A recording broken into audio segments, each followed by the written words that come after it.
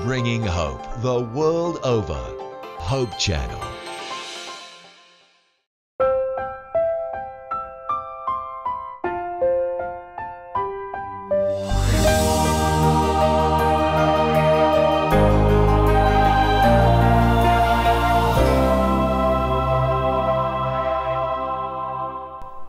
Maligayang araw po sa inyo lahat, mga ginigiliw po namin mga manonood at mga sumusubaybay ng programang ito. Kami po ay tunay na nagagalak dahil dumarami po ang mga nagpapaabot sa amin ng kanilang mensahe kung paano sila pinagpapala sa pamamagitan ng ating talakayan. Kaya maraming salamat po sa inyo lahat. Ako pong muli ang inyong lingkod, Pastor Ben Casimiro. At sa ating pong talakayang ito, muli natin makakasama ang masigasig nating Direktor ng Komunikasyon, Pastor Jose Orbe Jr. Welcome, Pastor. Maraming salamat, Pastor Ben, at lalong pinaiigting ang ating pong pag-aaral dito pa rin sa paksa ng Revival and Reformation. Pastor, noong nakaraang leksyon natin ay pinag-aralan natin ang pulso ng revival. Ngayon naman ay ating tutunghayan ang pundasyon ng revival at ito ay ang salita ng Diyos. Sa pag-aaral nito ay maunawaan natin ang kahalagaan na lalo pa natin makilala ang ating Diyos sa pamamagitan ng kanyang banal na salita. Pero bago tayo magpatuloy dyan, ay atin muna pong anyayahan ng banal na Espiritu upang gumabay sa ating talakayan. Tayo po muna ay manalangin. Tayo po ay yumuko sa panalangin. Dakilang Diyos na aming manlalalang, Ikaw na nagsalita at nilalang ang buong sanlibutan, ay mangusap muli sa amin sa sandaling ito at lalangin mo muli sa amin ang panibagong puso na magbabalik sa iyo ng kapurihan, na magsasauli sa amin ng iyong kabanalan at magiging masiglang naglilingkod hanggang sa iyong pagbabalik. Ito ang aming hiling sa pangalan ni Jesus. Amen. Amen. Pastor, ang ating pag-aaral ngayon ay nakafocus sa salita ng Diyos na ito ay napakahalagang aspeto ng revival. Paano mo nakikita ang kahalagahan ng salita ng Diyos dito sa revival? Pastor Ben, kung ang panalangin ang pintig at dinadaluyan ng buhay na ang revival ay maganap, ang salita naman ng Diyos ang saligan. Ito ang panulokang bato na tinagurian. Dito nakasalig lahat. Kaya't kung ito'y tatanggalin mo, walang magaganap na revival. Walang kapangyarihang dadaloy sa panalangin. Kaya hindi maipaghihiwalay ang tinatawag na pananalangin at pag-aaral ng salita ng Diyos. Hindi maaring ihiwalay ang ministeryo ng banal na Espiritu sa panalangin at mismo ang tinutukoy ng katotohanan ang ating Panginoong Hesus. Pansinin mo, Pastor, ang sinasabi sa Hebreo Kapitulo 4, ang talata ay 12. Okay, tunghayan natin sa aklat ng Hebreo, Kapitulo 4, talatang 12. Ganitong wika. Sapagkat ang salita ng Diyos ay buhay at mabisa at matalas kaysa alinmang tabak na may dalawang talim at bumabaon hanggang sa paghihiwalay ng kaluluwa at espiritu, ng mga kasukasuan at ng utak at madaling kumilala ng mga pag-iisip at mga haka ng puso. Kita mo, Pastor, ano? Makikita mo dyan na ang salita ng Diyos ay buhay.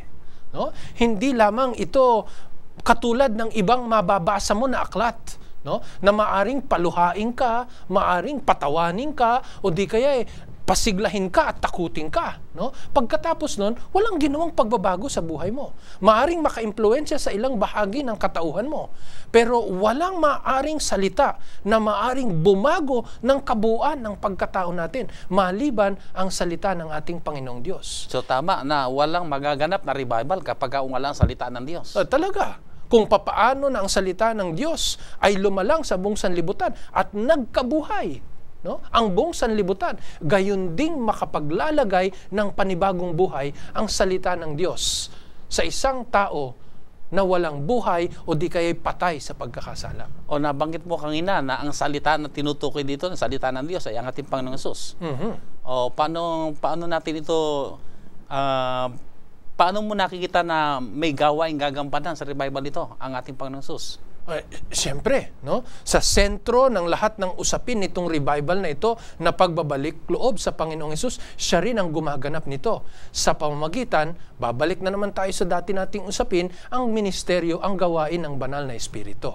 Kaya mapapansin mo, Pastor, pagka ang Panginoong Diyos, no, sa kanyang mga salita ay nahayag sa tao, dinudugsungan ito, ihinihahatid ito ng ministeryo ng banal na Espiritu hanggang sa katotohanan, hanggang sa maganap ang tunay na pagbabago sa atin. Tingnan mo ang tungkulin ng banal na Espiritu. Sa Juan Kapitulo 16, ang talata ay 13. Ganito pa ang sinasabi. Aking babasahin sa talatang 13. Gayunmay kung siya, ang Espiritu ng katotohanan ay dumating, ay papatnubayan niya kayo sa buong katotohanan. Sapagkat hindi siya magsasalita ng mula sa kanyang sarili, kundi ang anumang bagay na kanyang marinig. Ang mga ito ang kanyang sasalitain at kanyang ipahayag sa inyo ang mga bagay na magsisidating. Kaya kita mo, Pastor, ihahatid tayo ng banal na Espiritu sa katotohanan. Ito ang gawain na mag-uugnay sa atin upang maranasan natin ang tinatawag na revival. Alalahanin po natin na ang salita ng Diyos ang magpapakilala sa atin sa ating kalagayan. Ang salita ng Diyos ang maghahatid sa atin sa pagkakilala ng pag-asa at ng ating tagapagligtas. Doon pa lamang magaganap ang revival, Pastor. Kaya ito palang pananalangin nakabase sa salita ng Diyos. Wala kang sukat na maidadalangin, wala kang maiisip na kalooban ng Diyos kung hindi mo makikilala ang kanyang katangian, ang kanyang kabuuan sa kanyang mga salita.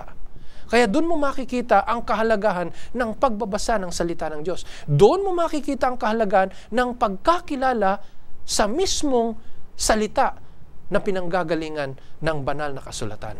Tama, napakagandang punto niyan, Pastor. At ang isa pang nakita ko dyan, ay ito yung ginagawa ko, kuminsan ako yung magbabasa muna ng salita ng Diyos bago ako manalangin.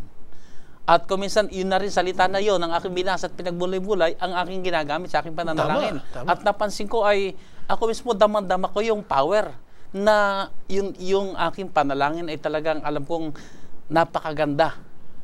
Damang-dama ko yung kung paano ang Diyos ay tumutugon. Kasi yung salita niya mismo ang aking ginamit sa panalangin. Ang gumanap niyan, banal na Espiritu. Yun ang gawain ng banal na Espiritu. Pag nakilala natin ang salita ng Diyos, pagka ito'y nangusap sa atin, tuturuan tayo ng banal na Espiritu na dumalangin ayon doon sa ating binasa, ayon doon sa saligan ng katotohanan ng salita ng Diyos. Okay, so napakaganda ito, Pastor. Dito sa ating leksyon ay binabanggit na may mga pagpapala na tinanggap si Haring David sa kadahilanan ng kaniyang pag-aaral ng salita ng Diyos. Paano mo nakita na ito ay magiging kapaki-pakinabang din sa atin, sa lahat ng ating mga manonood, kung babasahin nila ang salita ng Diyos? Alam mo, Pastor, si David ay magiging larawan natin dito sa pag-aaral na ito na may hahalin tulad sa sino man sa atin.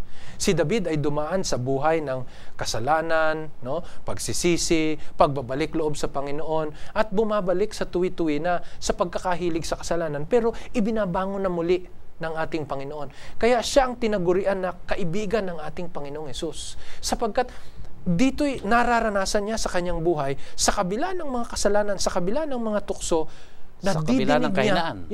Nadidinig niya ang salita ng Diyos, nababasa niya ang salita ng Diyos, at ito ang labis na nagpapalakas sa kanya. Pansinin mo ang ilang mga sipi ng banal na kasulatan tungkol sa karanasan ni Haring David. Unang-una sa Awit Kapitulo 119, ang talata ay 130. Basahin mo, Pastor. 119. Sa talatang 130. Ganito ang wika. Ang bukas ng iyong mga salita ay nagbibigay ng liwanag. Nagbibigay ng unawa sa walang muwang. Kita mo? Nagbibigay unawa, ito ay nagdadala sa atin sa karunungan kung sino ang ating Panginoong Diyos. Marami pa ito, Pastor, pero ipinakikita sa karanasan ni David, ito ang nagdala sa kanya ng lalong mas malapit na pakikipag-ugnayan sa Panginoong Diyos. Ilang pang mga talatang babasahin natin sa Awit Kapitulo 34, Ang talata naman ay 4, ganito ang sabi, Pastor, aking hinanap ang Panginoon at sinagot niya ako at iniligtas niya ako sa lahat ng aking mga katakutan. Kita mo? Maging sa panahon ng kanyang kaligaligan, sa panahon na siya'y natatakot, sa panahon ng kanyang kalumbayan, ang salita ng Diyos ang nagiging kapangyarihan sa kanya. Doon siya humuhugot ng kalakasan. Bakit kaya, Pastor, nakapag-iisip ako niyan Kasi maraming magaling na mga manunulat na naglatag ng kanilang mga salita upang maging impluensya sa mga makababasa nito. Pero wala pang aklat, wala pang salita, wala pang isinulat na tunay na gumawa ng pagbabago na hindi mo maibabalik o maisusukli sa ginawa ng tao sa pagkakahanay ng mga salita o sa kanyang inakdang salita. No? Maari diyang mga aklat ng tungkol sa pag-ibig, aklat ng tungkol sa paano ka managana, paano ka yumaman. No? Maaring ito'y nakaka-impluensya. Pero walang katulad ng banal na kasulatan sa paglipas ng panahon na bumabago ng isang pusakal, ng isang may malalim na pagkakalulong sa kalayawan o di kaya ay sa pagiging immoral. Pero pagka nabasa niya ang salita ng Diyos, hindi mo maintindihan. Maibabalik mo lamang ito sa isang makapangyarihan na Diyos na bumago sa Kanya. Tama yung sinabi sa ating leksyon na marami mga aklat tayo mababasa, nagbibigay ng inspirasyon. Pero ang salita kasi ng Diyos ay kinasihan na siyang may kapangyarihan talagang bumago. Kaya tama sinabi mo, Pastor, maaaring ikaw ay na-inspire ka sa pagbabasa.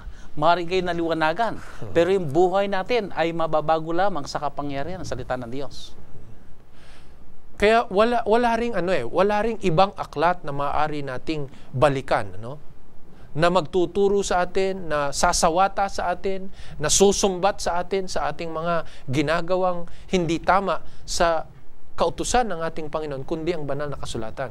Kagandahan nito, Pastor, pagka ang banal na kasulatan ay nabasa mo, hindi siya katulad ng pagsawata ng kapwa-tao mo, na nakapag-iisip ka, sali-salita ka pa, ikaw rin naman ganun. Sa banal na kasulatan, hindi mo magagawa yan Hindi mo pwedeng gawin yan. Sapagkat naruroon ang kasakdalan ng Diyos sa kanyang salita. Kaya pag kaya'y nangusap sa'yo, wala kang ibabalik na, ikaw rin naman mali, ikaw rin naman. Mahirap tanggihan. Ay, hindi. Hindi ka talaga sapagkat ito'y alam natin, salita ng Diyos. Oo. Kung papaano nasakdal ang Panginoon, gayon din sakdal ang kanyang mga salita. Kagandahan pa, Pastor, itong salita ng Diyos, bukod sa may kapangyarihang lumalang na maguli sa atin, ng diwa ng kabanalan at pagbabalik loob sa Panginoon, hindi siya naluluma, Pastor. Hindi siya naluluma. Kasi kahit na noong pa mang bagong tipan o lumang tipan, katagal-tagal na panahon, siya pa rin dumadalisay sa atin pagka ito'y nabasa natin ngayon. Hindi naluluma. Tama yung sinabi mo. At meron din tayo makikita na ito'y palaging sariwa. Ibig sabihin kahit nabasa mo na yan, basahin mo muli, pero muli ka makakasumpong ng liwanag. Totoo yan, Pastor. Muli ka magkakaroon ng panibagong pagkaunawa at aakayin ka na magpuri sa Panginoon. Kasi maging sa pagbabasa ko, tayong mga ministro, tayo'y nag-aaral ng salita ng Diyos upang maipahayag ang salita ng Diyos. Pero walang talata na matutuyo mo, na wala nang maibabangong iba pang katotohanan at inspirasyon sa iyo Kahit na sa Juan 3, sa ulit-ulit mong babasahin, parating may ibabangon sa iyo ang Panginoon ayon sa iyong pangangailangan na magbubuhay muli ng iyong natutulog na kaisipan upang lalo kang may ugnay patuloy sa kang makakasampung ng liwanag. Totoo yan, Pastor. So napakaganda. So dito yung makita natin, Pastor, na kung pag-aralan natin ang mga sinulat ni Haring David, ay talagang tama ang sinabi niya na napakarami niya naging kapakinabangan sa pag-aaral ng salita ng Diyos. Totoo yan, Pastor. Alam mo, ang kagandahan kay David, Pastor, si David ay bumalik sa salita ng Diyos sa kabila ng kanyang mga karanasan na para bang pasan niya ang buong sanlibutan. Alam mo, ito'y magandang pananaw sa atin, Pastor. Kasi tingnan mo, pagka tayo'y may mga kaligaligan na dinadaanan, saan tayo nabalik? Mabalik tayo sa kapwa-tao natin. Ito may kaibigan, ito may asawa, o sino man. Pero si David, sa kabila ng wala siyang masandalan na iba, nakita niya na higit pa pala ang maidudulot na pagpapala na siya'y sumalig sa salita ng Diyos. Nandun siya sa mga kuweba, nagtatago. Kung saan wala siyang kasama, kundi alalahanin niya ang salita ng Diyos. Kaya maganda, Pastor, na habang itong salita ng Panginoon, itong banal na kasulatan ay naririto pa sa atin, na mababasa natin, na maisa sa isip natin, ginaganap na natin ngayon. Sapagkat pagdating ng panahon, katulad ni David, na wala na siyang mababasa, no? Meron siyang naibabalik sa kanyang pag-iisip sapagkat inilagak niya ang kanyang kaisipan sa salita ng Diyos. Napakaganda, Pastor. At ito'y hamon sa ating mga kapatiran. Samantalang ang Biblia ay available sa atin, samantalang tayo ay maaari magbasa ng Biblia, ay tularan natin si Haring David na hinayaan niya ang salita ng Diyos ay maging napakalaking kapakinabangan para sa kanya. Totoo yan. So walang dahilan para tayo ay hindi magbasa ng Bible sapagkat alam natin, dito tayo pagpapalain ng Panginoon at dito natin lubusan pang makikilala ang ating Panginoon. Totoo yan, Pastor. Isa pang nakita ko ditong maari nating paghugutan ng pananaw, Pastor. Kita mo, bakit si David ay nakaalala ng maraming mga salita ng Diyos na nagbigay sa kanya ng gabay, no, ng saligan ng kanyang pananampalataya, sapagkat marahil hindi lamang si David bumabasa inilagay niya sa kaisipan niya sa pamamagitan ng mga awit. Kaya kita mo, karamihan ng sinasabi at naglalarawan at tumutukoy sa salita ng Diyos nasa awit. Sapagkat ikinumit niya sa awitin. Isinakabuhayan niya. Totoo yan. So sa ating kapanahon na ngayon, ang leksyon mapupulot natin dito ay yung kasabihan ba na ginawa ng lifestyle.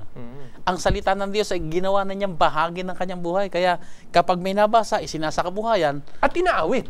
At inaawit pa. Ewan ko may ibang may ibang sinasabing kapangyarihan ng awit Kita mo, yung mga hindi nababago sa pamamagitan ng sermon, pagka inawit, no, ang pag-anyaya ng Panginoon sa kanila sa pamamagitan ng salita ng Diyos, napupukaw ang tao.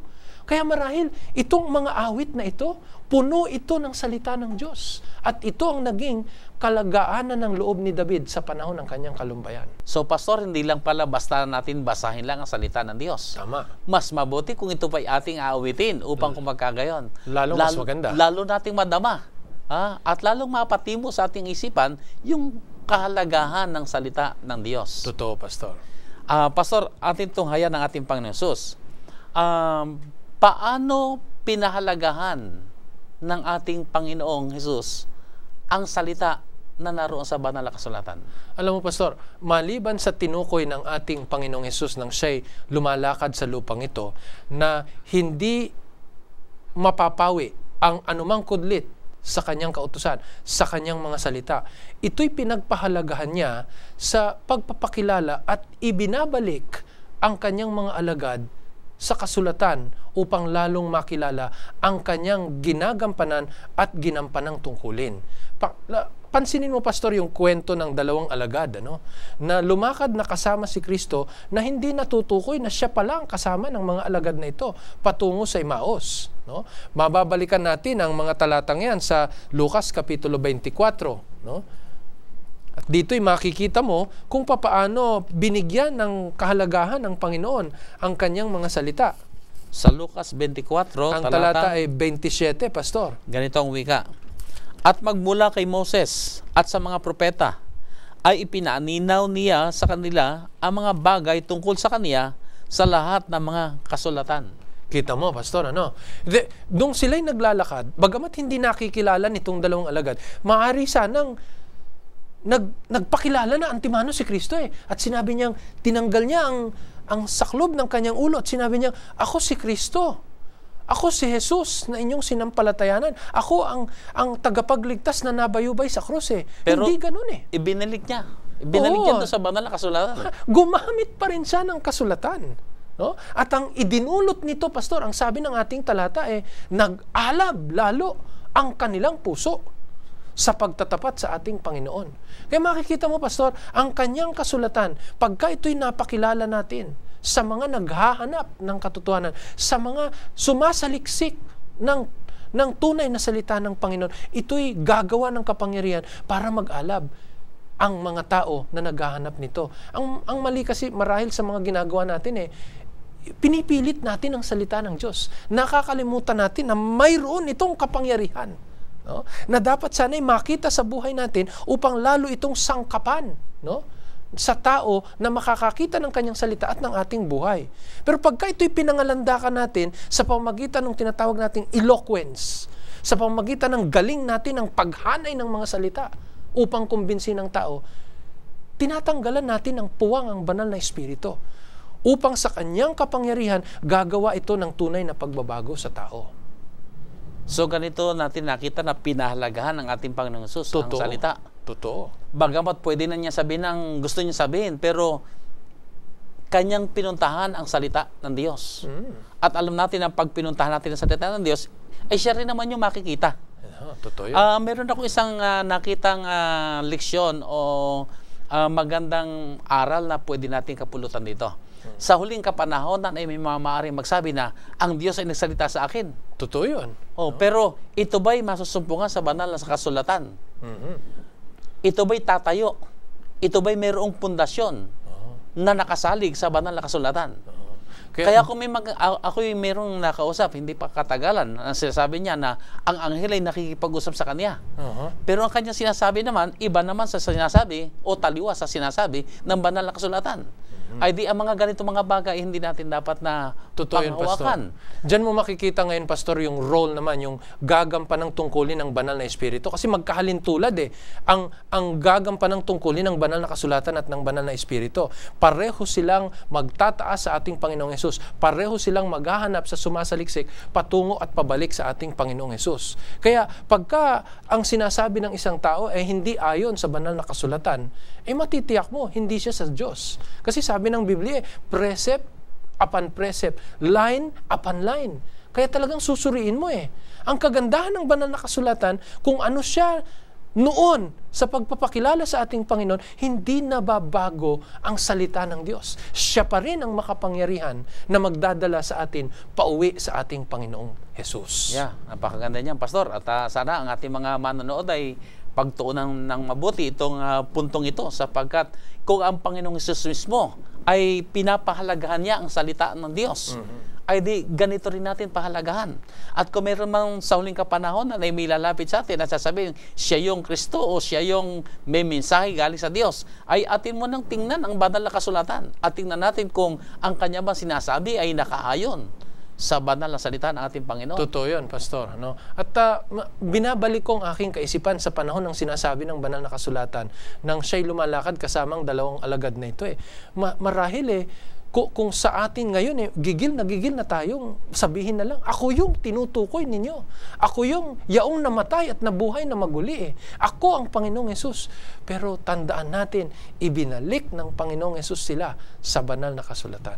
Ganoon pinahalagahan ng ating Panginoong Hesus ang banal na kasulatan. At nang ang tao naman ay bumalik sa banal na kasulatan, naging tunay sila sa pagsasaliksik ng banal na kasulatan, ay ang resulta ay napakaganda. Talagang nag-umapoy sa kanilang puso ang pananampalataya. Tama yun. Pinapag-alab ng Panginoon na lalo silang magsasaliksik ng kasulatan. Okay, Pastor, sa ating pag-aaral ay nabanggit na rin lang natin yung pananampalataya. Ay paano ba natin ipapaliwanag ang biblikal na pananampalataya? Alam mo kasi, Pastor, sa banal na kasulatan, sa buong banal na kasulatan, naririyan ang napakaraming pangako ng ating Panginoong Diyos.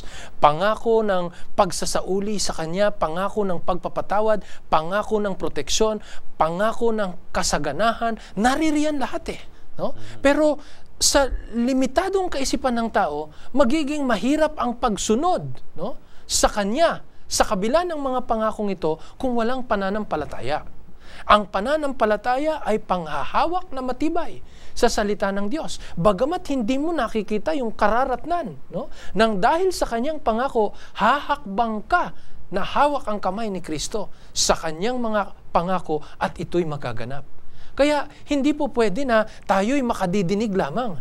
Hindi po pwede na tayo'y makikinig lamang sa salita ng Diyos. Kinakailangan gumawa tayo ng hakbang upang sundin, upang tuparin ang kalooban ng Panginoon sa ating buhay. Sa madaling sabi, Pastor, ay ang pananampalataya kinakailangan may binabasihan. Totoo at ang yun. basihan ay ang kasulatan. Ang pangako ng Panginoon. Ang pangako ng Panginoon. Ang pangako ng Panginoon. At kung ikaw'y manghawak sa pangako ng Panginoon, hindi ba nanatiling walang ginagawa? Kundi nandoon yung pagtitiwala na ikaw isusunod sa sinabi ng Tama kasulatan. yan. Pakinggan natin, Pastor, ang patutuo ng banal na kasulatan. Sa Roma Kapitulo 10, ang talata ay 17, no? Makikita mo ang ganito sa banal na kasulatan. Sa aklat ng Roma, Kapitulo 10, talatang 17. Ganito ang wika. Kaya nga ang paniniwalay manggagaling sa pakikinig. At ang pakikinig ay sa pamamagitan ng salita ni Kristo. Kaya yung pakikinig natin base sa salita ni Kristo. Kaya doon sa tuwing tayo'y makakapakinig ng salita ni Kristo, ang kanyang mga pangako ng pagtataguyod sa ating pananampalataya, kinakailangang magbunsod ito ng pagsunod ng paggawa. Susundan mo yan sa Santiago Kapitulo 2. Ang talata ay 17 hanggang 18, Pastor. Ganito ang sabi sa aklat ng Santiago Kapitulo 2 sa talatang 17 at 18. Gayon din naman ang pananampalataya na walang mga gawa ay patay sa kanyang sarili. Kita mo? Oo, sasabihin ng isang tao, ikaw ay mayroong pananampalataya at ako'y mayroong mga gawa. Ipakita mo sa akin ang iyong pananampalatayang hiwalay sa mga gawa. At ako sa pamamagitan ng aking mga gawa ay ipakita sa iyo ang aking pananampalataya. Kaya kita mo, Pastor, magbubunsod ang pananampalatayang ito sa paghawak ng matibay sa mga pangako ng Panginoon sa kasulatan, sa kanyang pakikinig ng pagsunod. At itong pagsunod na ito ang tinatawag na gawa ng ating pananampalataya. Kaya napakaganda na pagkatapos na marinig ang salita ng Diyos, ito'y kinakailangang magdulot sa atin, no, ng paggawa, no, sa pagtupad ng kanyang kautusan upang maging kalubusan ang revival sa ating buhay. Kasi po pwedeng sabihin na nakinig ka ng salita ng Diyos, nanalangin ka, pero hindi ka humakbang sa paggawa ng pagsunod. Hindi mo tinupad ang salita ng Diyos, magiging walang kabuluhan ng revival. No? Titigil doon ang paggawa ng Panginoon sa iyo upang ibalik ka sa kanyang kabanalan, upang ibalik ka sa kasiglahan, upang ibalik ka sa bagong buhay sa Kanya. Kaya merong mga tao na pagka narinig nila ang salita ng Diyos at yun hindi ayon sa sarili nilang kagustuhan, Pastor, tumatalikod na sila eh. Tingnan mo yung kasaysayan ni Felix, di ba? Napakinggan niya ang salita ng Diyos, napakinggan niya ang mabuting balita, pero tumigil siya doon. No? Hindi siya gumawa ng pagsunod, hindi siya tumalikod sa kasalanan, bagkos ay nanatili siya sa kanyang paring dating kalagayan. Sa buhay natin, Pastor, alam mo, nakikita ko ang aking sarili sa maraming paraan na nagkukulang tayo dito eh. Pagka nakita natin, sinasabi ng Panginoon, ingatan natin ang ating katawan na siyang templo ng Diyos, na marami tayong mga ginagawa na hindi kasang-ayon sa pag-iingat ng templo ng Diyos, hindi natin ito ginaganap. Kasi hindi convenient sa atin. No? Hindi ito parang madaling sundin.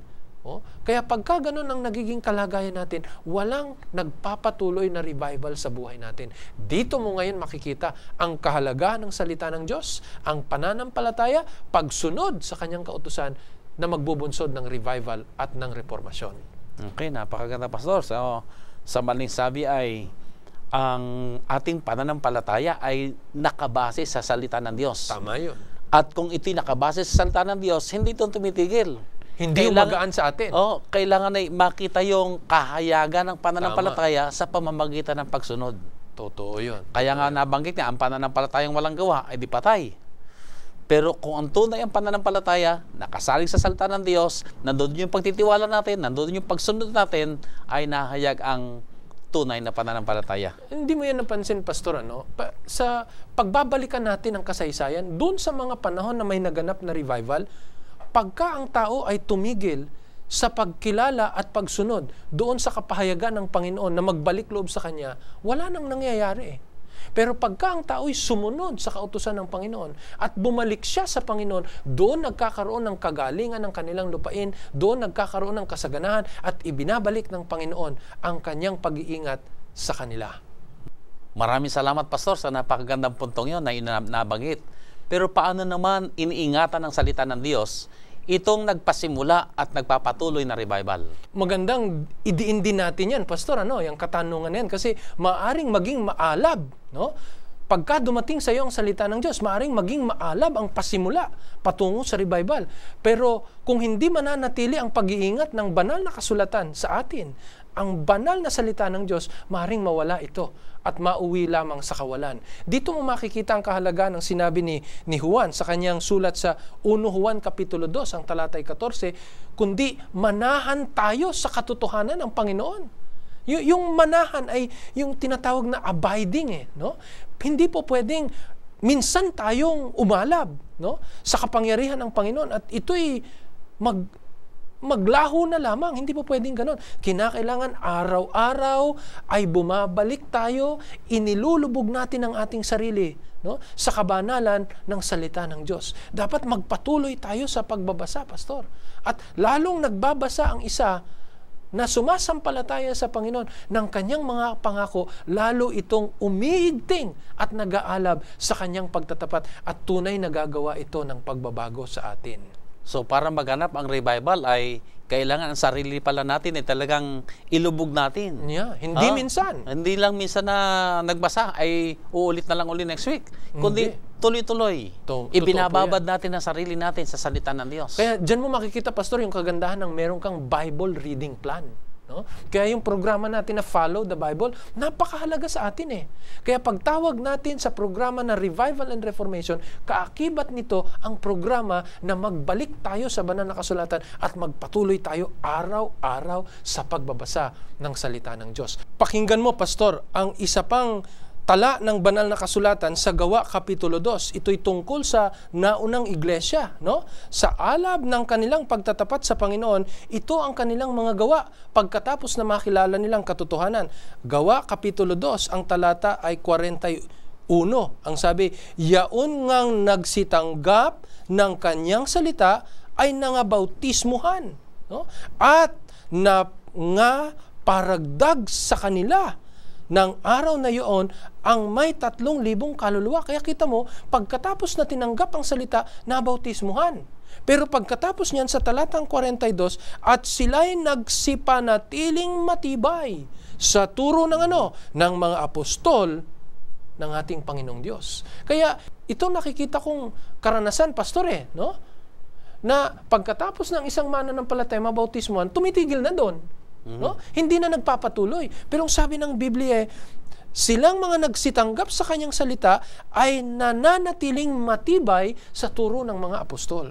Kaya mahalaga po talaga na pagkatapos na makakilala ng salita ng Diyos, magpapatuloy tayo sa pagbabasa ng salita ng Diyos. Mga kaibigan, ang ilan sa atin ay marahil 30 taon na sa pananampalataya, 40 taon na sa pananampalataya. Ano man ang panahon na ginugol natin kasama si Kristo, hindi maaaring isantabi ang pagbalik at pagbabasa sa banal na kasulatan. Ito'y mananatiling karanasan natin hanggang sa pagbabalik ng ating Panginoong Diyos. Pastor, ano pa ang mga pamamaraan na maaaring gawin natin upang lalo pa maging makabuluhan ang pag-aaral ng salita ng Diyos? Tunay yan, Pastor, kasi sa paglipas ng panahon, maaaring agawin ka ng kaaway na mawalan ka na ng gana ulit sa pagbalik, sa pagbabasa ng banal na kasulatan. Kaya parati tayong dapat may ginagawa sa tulong ng banal na Espiritu upang lalong mapaigting yung ating pag-aaral ng kasulatan. Katulad halimbawa, maaari kang gumamit ng iba pang mga translation. Paghahambing-hambingin mo ito para lalong magdiin ng isang katotohanan na nais ng Panginoon. Lalong maging maliwanag. Oo. Isa yan, maaari ring gawin mo na isaayos mo ang pagbabasa mo na hindi ayon sa pagkakasunod-sunod ng mga aklat, kundi topical. Yung mga nagdidiin sa iyo ayon sa iyong karanasan. Doon mo makikita na nangungusap ang Panginoon sa iyo. Hindi lang sa paraan ng pagbabasa ayon sa pagkakasunod-sunod, kundi sa iyong pangangailangan. Lalo na sa mga kabataan natin. Maraming mga bagay na maglilihis sa atin upang basahin natin ang banal na kasulatan. Ang pinakamaganda nito sa mga kabataan natin, tingnan natin kung papaano nangungusap ang salita ng Diyos sa atin. Hindi lamang doon sa pagkakahanay ng mga salita, kundi anong sinasabi ng Panginoon sa akin. Halimbawa, sa karanasan nung alibughang anak, o alibughang ama, ano naman ang sinasabi nito sa aking kapanahunan ngayon, sa aking kalagayan ngayon. Tapos marahil itatala natin ito kung papaano personal nangungusap ito sa ating mga buhay. Of course, Pastor, marami pang mga kaparaanan. At mas lalo tayong masidhing maghahanap ng salita ng Diyos. Igagawad sa atin ng banal na Espiritu ang mas marami pang mga kaparaanan upang lalo nating mapaigting at kapanapanabik ang pagbabasa ng salita ng Diyos. Titiyakin ko sa iyo, Pastor, no? Pagka ito ang ating magiging layunin sa paghahanap ng salita ng Diyos, hahayaan natin ang Panginoon ang magsalita sa atin. Hindi yung ibabagay natin yung ating kaisipan, no? O ibabagay natin ang salita ng Diyos sa ating kaisipan, magiging lalong makabuluhan ang pagbabasa natin. Sa aming pamilya, Pastor, pagka nag-worship kami, ang ginagamit namin ay salita ng Diyos. Yung bang magbabasa kami ng buong kapitulo, no? At magpapalitan kami sa pagbasa ng mga talata. At tatanungin ko sa aking mga anak, alin sa mga talatang yan sa buong kapitulo ang nagbigay sa inyo ng natatanging kaisipan na sumasagot sa inyong pangangailangan? Alam mo, maging yung aking bunso na grade 1, ay nakapaghahango sa kanyang munting karanasan ng katotohanan mula sa Biblia na nangungusap sa kanya. Hindi totoo na walang kagana-ganang salita ng Diyos. Katunayan, mas marami ditong mga kwento, Pastor, na makapag-aalab ng ating puso na wala dyan sa mga napapanood natin ang mga kathang isip sa mga teleserye na hindi nagdadala sa atin ang kabanalan ng Panginoon. Pero sa salita ng Diyos, parati tayong may sasandalan na katotohanan at bagong karanasan sa ating Panginoon. Kapag ating hiningi sa Panginoon ng pananampalataya, ay bibigyan niya tayo ng pananampalataya at ang pananampalataya ito ay aakay sa ating basahin natin ang banal na kasulatan. So minamahal na mga kapatid, tayo po dadako na sa ating pagtatapos ng ating pag-aaral na ito.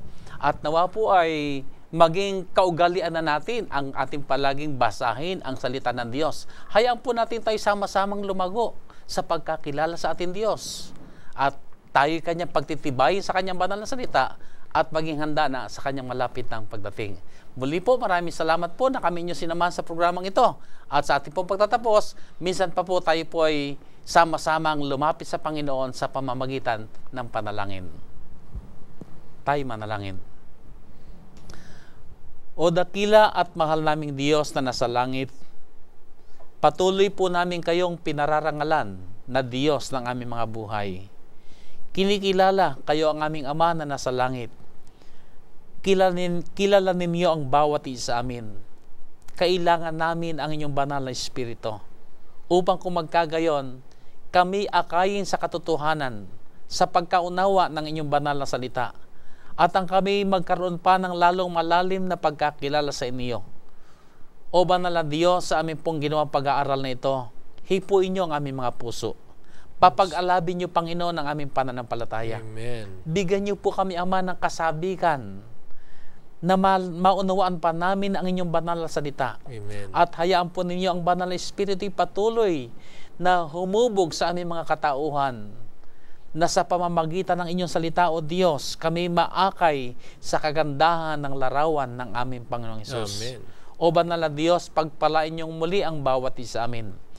Inyong igawad ang inyong mahal na basbas sa amin pong mga manonood.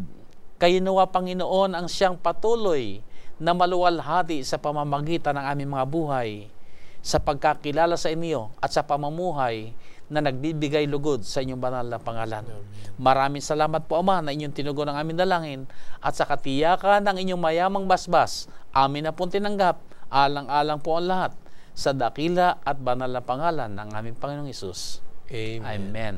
Amen. Pastor, maraming salamat po sa maganda nating talakayan at sa inyo pong lahat, mga minamahal namin mga kapatid at mga kaibigan. Maraming salamat po at sana po sa darating pong muling linggo ay samahan niyo po kaming muli sa pagsasaliksik ng salita ng Diyos dito sa programang Ang Oras ng Pag-aaral.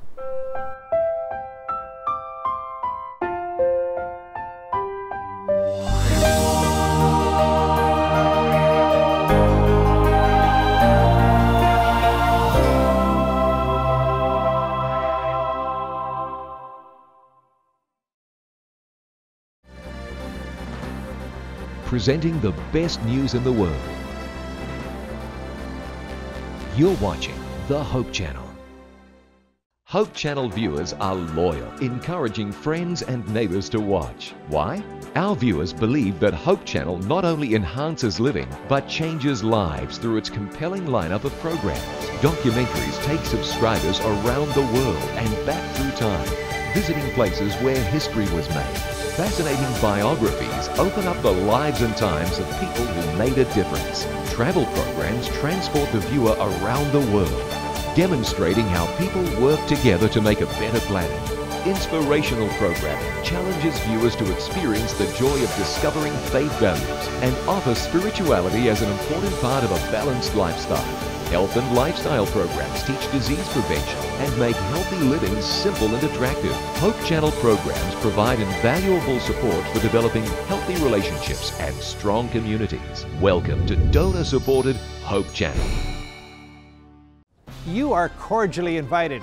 Every Saturday, Seventh-day Adventists around the world meet together to worship God, and we invite you to join us in Sabbath worship. The first part of our worship service focuses on in-depth group Bible study. We call this the Sabbath School. The Divine Worship service features the Bible preaching service led by the pastor or a local elder. The entire service features prayer, enthusiastic singing, music, and fellowship. We extend a warm invitation for you to join us.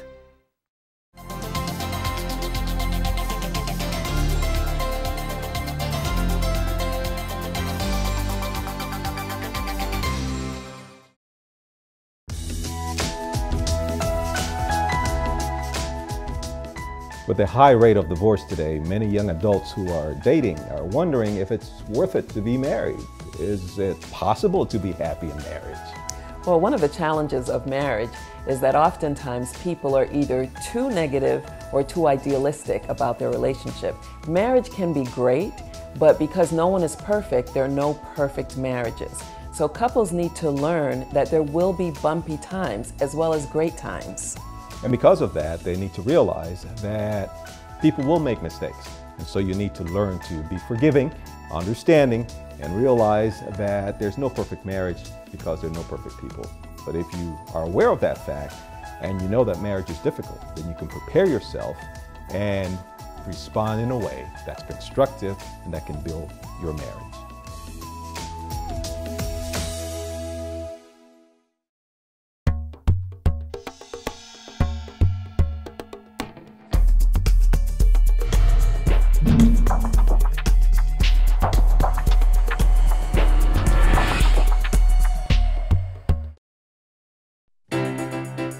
From the 7,107 islands of the Philippines comes our sun-kissed warm congratulations to Hope Channel's newest milestone. We are proud to be a part of the Hope Channel team. This is the Lord's work. He will carry us through. And Team Philippines is with you all the way. Worldwide Ministry of the Hope Channel. Mabuhay!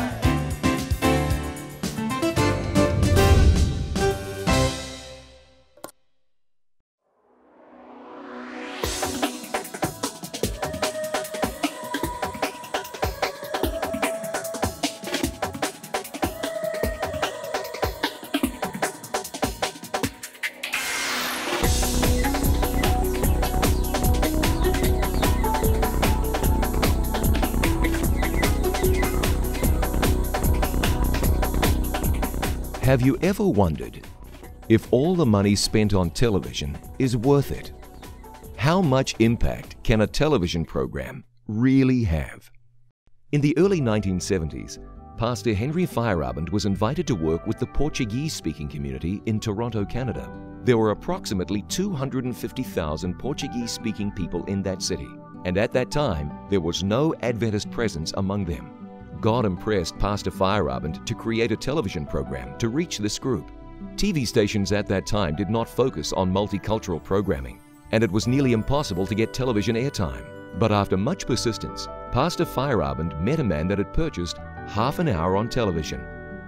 Pastor Feyerabend pestered the man over and over again until he was finally offered 5 minutes on each program for the outrageous total of $4,000. I think he gave him that price thinking that Pastor Henry would have walked out the door and said, "This is ludicrous." Henry said, "Where's the contract? Let me sign it." Walks out of the man's office. He's got this $4,000 contract he just signed. He's got 6 members in his church. He says, "You know what, this is ludicrous, this is ridiculous, this is crazy. Where am I gonna get the money to pay for this?" He says, "I better go back and tell this guy I made a huge mistake." But then he stops midway and he says, "But what if this door is being opened by God?" Anyway, he decides to head back to this little Ukrainian church that this Portuguese group was renting a room there. He goes to the mailbox as soon as he arrives at the church, and in the mailbox is a letter addressed to him personally. He thought that was kind of strange. He opens this envelope. Inside is a note from a friend he hadn't seen in 20 years.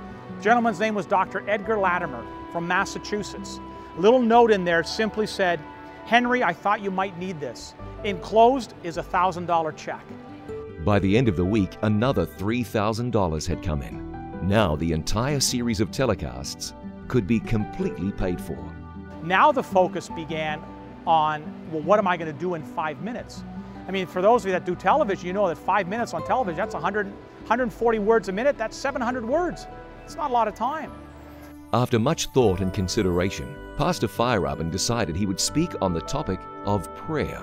Those first 5 minutes were live, and in the 700 words he spoke, he said, "Some people tell me God is dead, but I know He is alive because I just spoke to Him." That resonated with his audience. The program comes to an end. Pastor Henry says, if you're watching this program and you'd like to receive a Portuguese Bible, call the number that appears on the screen right now. And after that telecast, we got 28 requests for Bible studies. Among the 28 callers, there was a very special couple. Well, that couple was my mom and my dad. My mother and father watched that very first program that Pastor Henry put on the air. My mom and dad called for the Bible. My mom and dad accepted the offer to study the Bible. And as a result, 16 people in my family are members of the Seventh-day Adventist Church today. So, are television programs worth all the effort and investment? The answer for this family is clearly yes. Imagine if Pastor Feyerabend did not listen to God's instruction to record a television program. What if the generous donors never sent in the money? This whole story would have been very different. Pastor Bill Santos's family still watch the It Is Written programs. And they watch and they see that their son is now the speaker on that program. You see, because I also speak on the Portuguese program. And so, you know, we have a tremendous opportunity with media and what the Hope Channel does and what the various television ministries do.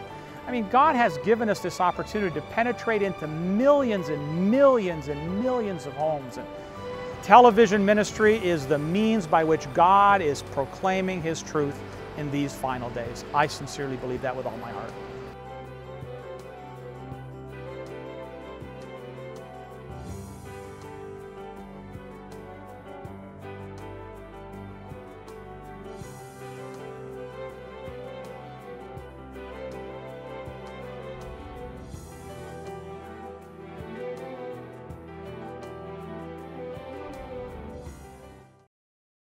Be in too. Join the Hands of Hope Ministry, a visionary group of Christians rapidly spreading the gospel to all the world, every minute of every day, in large crowded cities, in high-rise apartments, and in countries where missionaries lose their lives. Hope Channel is there, making a difference and changing lives. After traveling the globe for nearly 40 years sharing the gospel of Christ, I know of no better way to communicate the gospel than television. You can be a hand of hope in giving the gospel to spiritually hungry people. As a Hands of Hope member, you'll receive monthly reports on Hope Channel's global progress, thrilling mission stories on DVD, and a membership card that allows you 10% off all your book purchases at Adventist book centers across North America. So write, call, or visit us online to receive your free Hands of Hope brochure to learn more about how you can make a powerful difference in God's work with the Hope Channel.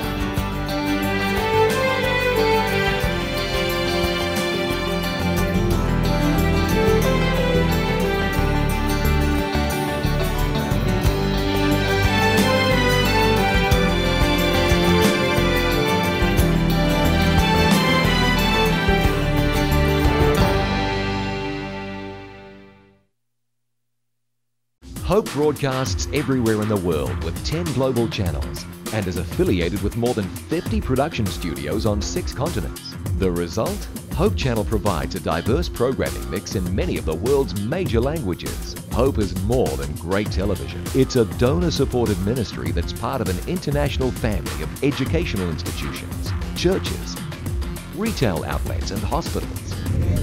Welcome to Hope Channel. Every project, every shooting, every dream that comes true comes with a price, hard work. But with every production, every script, every realized dream comes a renewed heart and life. For every broadcast, every sermon, every song, there is an opportunity to reach hearts. All of these are part of the great mission of life, to plant hope. There are multitudes of people around the world, and God wants to speak to everyone individually, to touch their hearts as if there is no other one. Sometimes this is done through a computer with the living Word. Sometimes a simple pamphlet with the Word. At other times, TV, radio, sometimes the Word through a man, but always a heart in need of love. In Peru, a preacher called out to a man from among the congregation.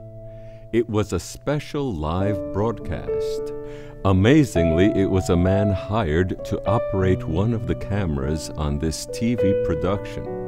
We needed his services, but God wanted his heart. A cameraman who had made no commitment to the Lord, but the power of the Word penetrated his heart and mind, and he accepted Jesus. Guillermo, deja tu cámara ahí donde estás. Hoy es una noche de gloria para ti. Guillermo left his post at the camera and came to the front of the church. Te bautizo en el nombre del Padre, del Hijo y del Espíritu Santo. Amén. Guillermo Eduardo abandoned his secular life and was born to a new era. Guillermo, in his media production, was only building the ark, but now this ark became his avenue of salvation. Just as Christ revealed himself in the Jordan as the Son of God, so it was that he revealed himself in the life of Guillermo. God desires to plant his seeds of hope in homes and in churches through the use of satellite media. And Jesus says, "What I tell you in the dark, speak in the daylight. What is whispered in your ear, proclaim from the roofs." This message of hope encourages us to shout from the rooftops through satellite dishes and antennas that Jesus is our hope for salvation.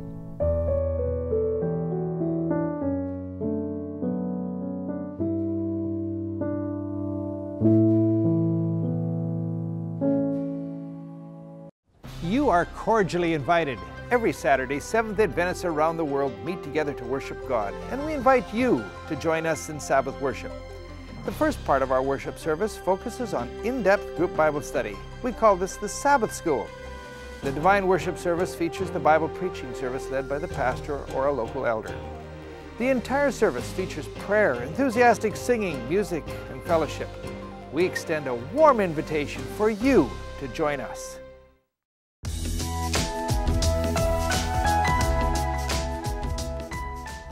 The issue of domestic violence is often approached from the perspective of women, usually men abusing women. But I wonder, Willie, are there cases of men being abused by women?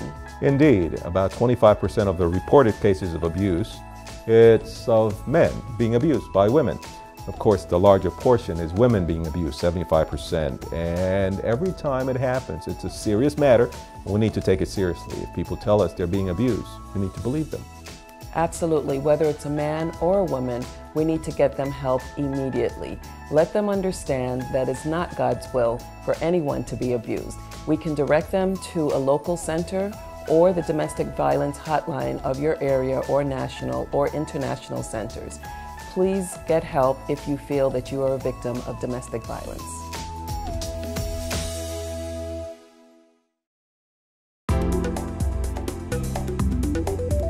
Being held captive by a plant and then killed by it sounds like science fiction. Really? A tobacco plant captures its prey through the stimulation that nicotine supplies and then shackles its victim with the ongoing dependence on this potent drug. Nicotine reaches the brain 7 seconds after inhalation. It is one of the most potent central nervous system drugs, and when compared milligram for milligram, it is 10 times more powerful a mood elevator than heroin, cocaine, or methamphetamine. It works in the pleasure-reward portion of the brain that works with our reasoning and memory.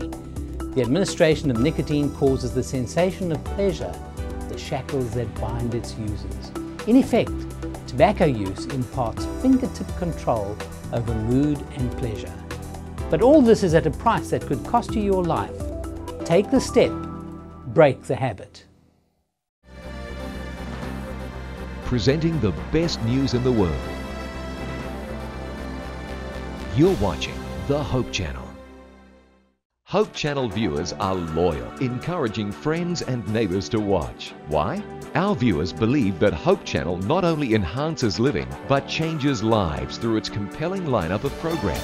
Documentaries take subscribers around the world and back through time, visiting places where history was made. Fascinating biographies open up the lives and times of people who made a difference. Travel programs transport the viewer around the world, demonstrating how people work together to make a better planet. Inspirational programming challenges viewers to experience the joy of discovering faith values and offer spirituality as an important part of a balanced lifestyle. Health and lifestyle programs teach disease prevention and make healthy living simple and attractive. Hope Channel programs provide invaluable support for developing healthy relationships and strong communities. Welcome to donor-supported Hope Channel. You are cordially invited. Every Saturday, Seventh-day Adventists around the world meet together to worship God, and we invite you to join us in Sabbath worship. The first part of our worship service focuses on in-depth group Bible study. We call this the Sabbath School. The Divine Worship service features the Bible preaching service led by the pastor or a local elder. The entire service features prayer, enthusiastic singing, music, and fellowship. We extend a warm invitation for you to join us.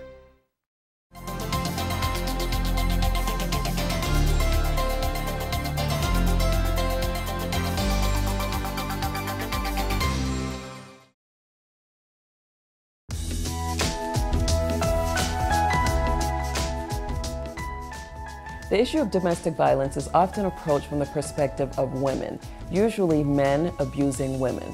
But I wonder, Willie, are there cases of men being abused by women? Indeed, about 25% of the reported cases of abuse, it's of men being abused by women.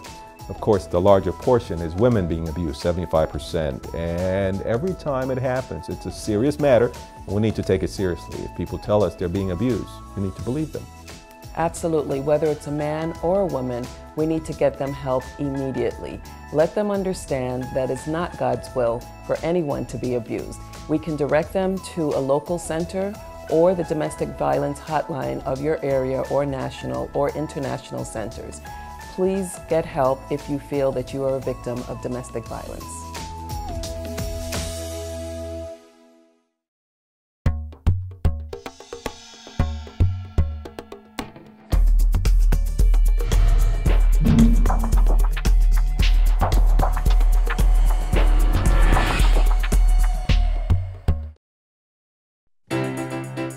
From the 7,107 islands of the Philippines comes our sun-kissed warm congratulations to Hope Channel's newest milestone. We are proud to be a part of the Hope Channel team. This is the Lord's work. He will carry us through. And Team Philippines is with you all the way. To the worldwide ministry of the Hope Channel, Mabuhay!